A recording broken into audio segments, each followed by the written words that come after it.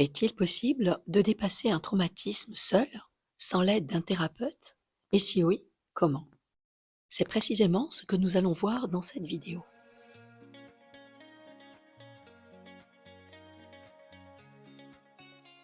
Tout au long de notre vie, nous subissons des traumatismes, plus ou moins grands, qui impactent notre vie. Et personne ne nous a préparés à ça.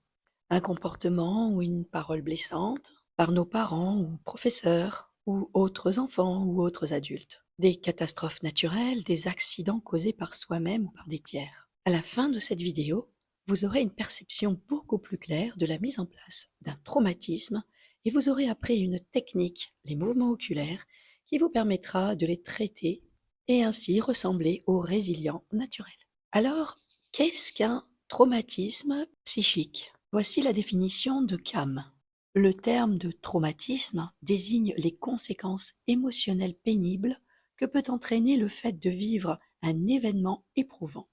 Pourtant, il est difficile de dire ce qui constitue un événement éprouvant, car un même événement peut être plus ou moins traumatisant pour certaines personnes que pour d'autres.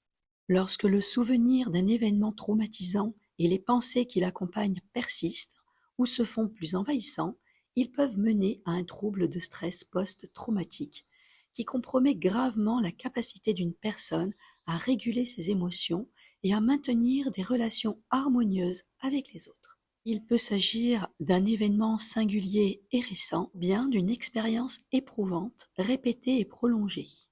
Dans cette définition, il est important de se rendre compte qu'un même événement produit des effets différents sur les individus alors que nous avons le même cerveau.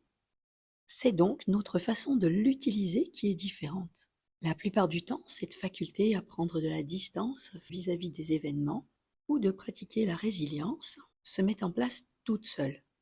Mais avec cette technique mouvement oculaire, nous allons pouvoir influencer consciemment le cours des choses et travailler sur ce traumatisme jusqu'à pouvoir s'en libérer.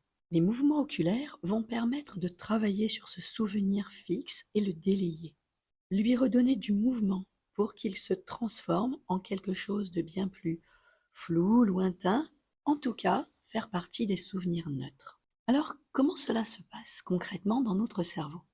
Si je vous demande qu'est-ce que vous avez mangé hier midi, vous allez être obligé d'aller chercher dans vos souvenirs. Certains vont avoir les yeux qui vont se déplacer en haut à gauche, d'autres en haut à droite. Pour d'autres, ce sera au niveau des yeux ou vers le bas, à droite ou à gauche. Je vous laisse mettre cette vidéo en pause et faire l'expérience chez vous. Maintenant que vous avez vérifié que je ne vous raconte pas des bêtises, reprenons. Une fois que vous avez identifié ce souvenir et l'endroit où il a été stocké, et ça peut être plusieurs endroits, nous allons pouvoir travailler sur ce souvenir traumatisant.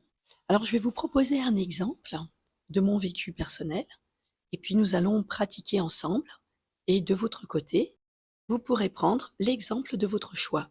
Je vous rappelle que dans cette série de vidéos, je vous ai déjà proposé de l'auto-hypnose pour travailler précisément sur la représentation interne de la personne qui vous faisait souffrir.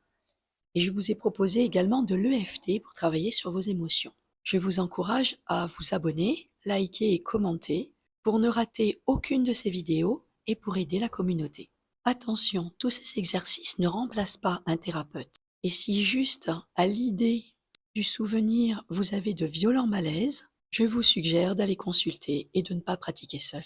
Alors voici le traumatisme sur lequel je vais travailler avec vous.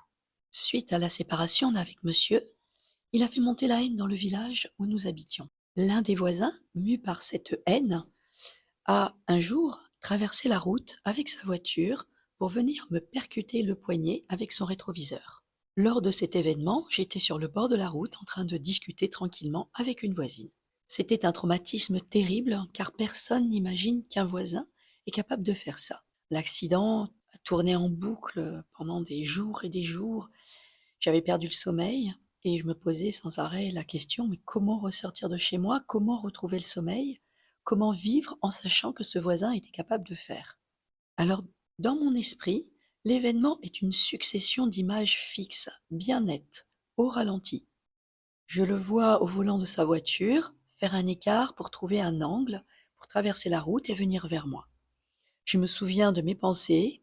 Il ne va pas le faire. Je me souviens avoir cherché comment lui échapper.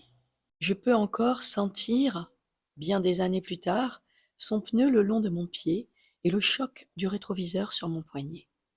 La façon dont il a gonflé et la façon dont j'ai téléphoné à la gendarmerie, hystérique, me roulant par terre. Le reste n'a été qu'une suite de traumatismes, mais on va s'arrêter là. Alors j'ai remarqué que ce souvenir s'était fixé en bas à gauche et puis en haut et au milieu pour les images. Alors maintenant, je vais quantifier le traumatisme sur une échelle de 1 à 10. Je me focalise sur les images. J'ai à nouveau une boule dans la gorge, bien que cela fasse plus de 9 ans que cela s'est passé, et des larmes qui montent dans mes yeux. Donc je qualifierais que ce traumatisme est encore à peu près à 5 sur cette échelle. Donc maintenant, je fais revenir volontairement le souvenir tout en positionnant mon doigt en haut, au milieu, entre les yeux. Et puis je vais laisser défiler les images et en même temps, je bouge mon doigt et je suis mon doigt avec mes yeux. Je bouge mon doigt vers la gauche, puis vers la droite, comme un peu un essuie-glace. Puis ensuite, je vais aller du bas vers le haut, par exemple à gauche, et puis arrivé tout en bas, je vais tracer une diagonale pour aller vers la droite. Et je forme ainsi comme un rectangle enchevêtré de lignes, tout en me remémorant le traumatisme. Bien sûr, cela peut déclencher des larmes, ça peut déclencher des émotions très fortes, et donc laissez venir ou alors allez voir un thérapeute. Si vous jugez difficile. Après avoir fait ce travail durant 30 secondes, 1 minute, le temps que l'événement se termine, vous pouvez fermer les yeux, vous reposer, penser un petit peu à autre chose, respirer profondément. Et puis, pour vérifier si vous avez besoin d'une deuxième ronde ou pas, je vous suggère de remarquer toutes les différences d'avant. Maintenant, sur une échelle de 1 à 10, à combien qualifierez-vous votre traumatisme? Il faut savoir qu'à partir du moment où vous avez commencé à faire bouger ce souvenir, l'effet va continuer dans le temps. En général, au bout d'une semaine, 10 jours, eh bien, peut-être même que vous n'y penserez plus du tout. Ce sera donc à vous de vérifier si vous avez besoin d'une autre ronde pour traiter ce traumatisme, ou bien si vous passez sur un autre traumatisme, ou bien si, à partir de maintenant, vous vous sentez complètement libre de ces mauvais souvenirs. Merci pour vos commentaires, votre like et votre abonnement à la chaîne. À très vite. Au revoir.